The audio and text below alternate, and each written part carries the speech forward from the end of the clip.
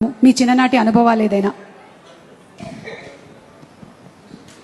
మా అమ్మగారి తండ్రి గారు రాధాకృష్ణ నాయుడు, ఆయన నెల్లూరు వాసి, కానీ మొగల్తూరులో సెటిల్ అయ్యి అక్కడ స్టేట్ ఎక్సైజ్ ఇన్స్పెక్టర్గా రిటైర్ అయ్యారు ఆయన. అండ్ ఆయన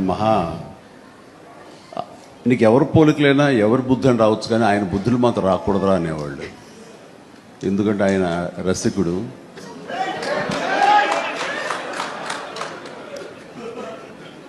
ఇద్దరు ఇంట్లో ఉండేవాళ్ళు, నాకు ఇద్దరు అమ్మమ్మలు.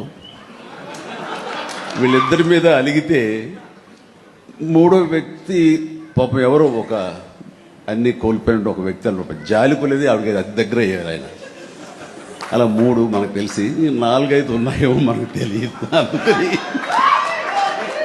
నువ్వు ఈ ఫిలిం ఇండస్ట్రీకి వెళ్తున్నావు, అవకాశాలు ఎక్కువ ఉంటాయి, జాగ్రత్త. ఆయన మాత్రం ఆదర్శంగా తీసుకోవద్దు అన్నారు.